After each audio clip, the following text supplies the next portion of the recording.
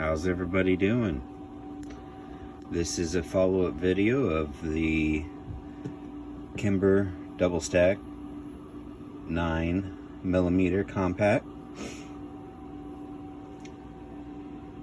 I have shot over 500 rounds through this gun, and the only reason I had a misfire was because the external extractor I never cleaned in the first place.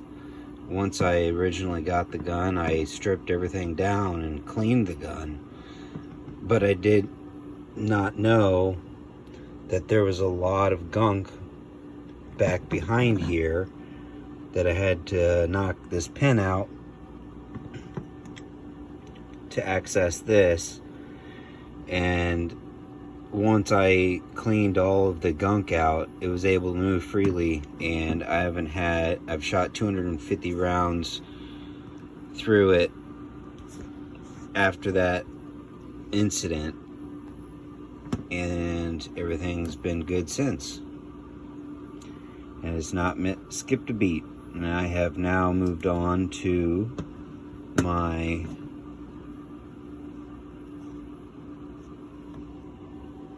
personal, the self-defense ammo. Okay, now the reason why I have these other two guns out is to compare them. These are the guns that I have that are closest in comparison.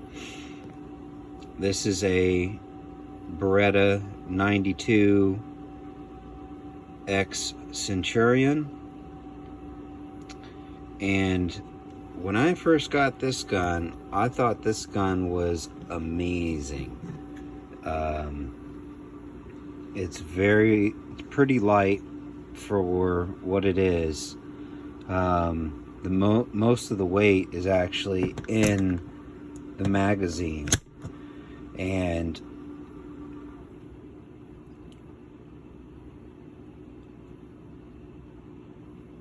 I loved shooting this gun. I thought it was straight shooting and didn't pop up very much.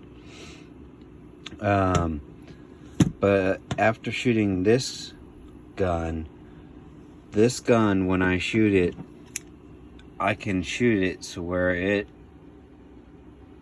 barely moves with two hands. Now, when I shoot with this one, I noticed it goes probably up to 3 inches, and that's holding it with both hands. The same ammo, self-defense ammo. Now, the very first gun I ever bought was I bought a Glock, a 48X that had the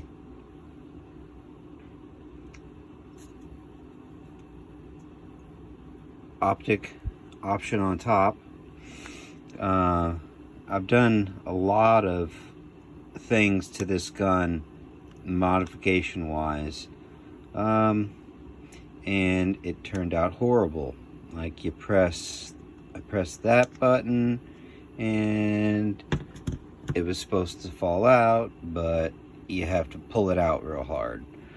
Now, anyways, back to shooting this in comparison. When I shoot this one, it does the same thing. This one goes up as high as the Beretta. So,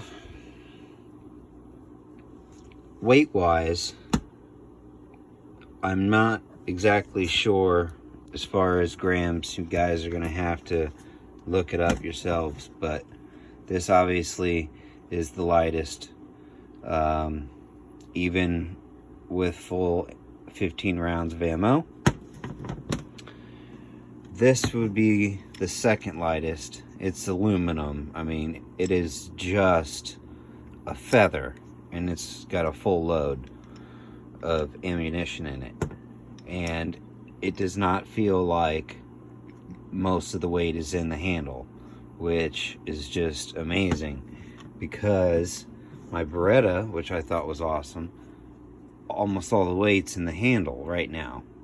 But once you empty the chamber or empty the magazine, then it is no longer, it's top heavy at that point. See, it just falls forward. So I was not happy with that. I love the Beretta and how it feels. Now, as far as width, this is obviously a double stack. This is not a double, it is technically a double stack, but it is really thin compared to this one. I have average size hands. This, out of all of these, I hold the best, and it just feels like it's molded to my hand. It is beautiful. Shooting this gun single-handed performs the same as these two when I hold with both hands. I am excited, and I will give another review when they release the optic plate for this Kimber. They released the gun, and then they decided 2 months later they were going to release the optic plate. Yeah, so that is my update. This by far is my favorite gun. I own, now as far as not being compared to these two, I consider this a modified 1911 or a double stack 1911. I have 3 or 4 other 1911s. 2 of them are from kds9c, and I have a 4-inch kds9c carry and a duty, and shooting those, well, obviously those guns are a lot heavier than this. They're more compared to the weight of this gun, but obviously it would be the 1911s are heavier on top because this has an open slide to the top. The barrel is just completely exposed.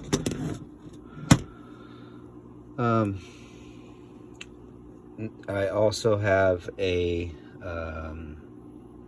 Charles Daly 1911 and a 45 that is comparable to this, shooting this way. Charles Daly is a pretty cheap gun, but when you replace all the internals and make it a custom gun, and every gun that I have, the weight I've changed. Well, this one I've changed the weight of how it pulls back, and this I've changed the weight. It came at 4 pounds, and I have it at 1.9 ounces of a pull right now, to pull the trigger, and then it's got a quick reset. That's one thing I love about the 1911s is, I don't know if you can even barely see it moving, but that's how little it moves compared to your typical, look how much that thing moves, and then it stays.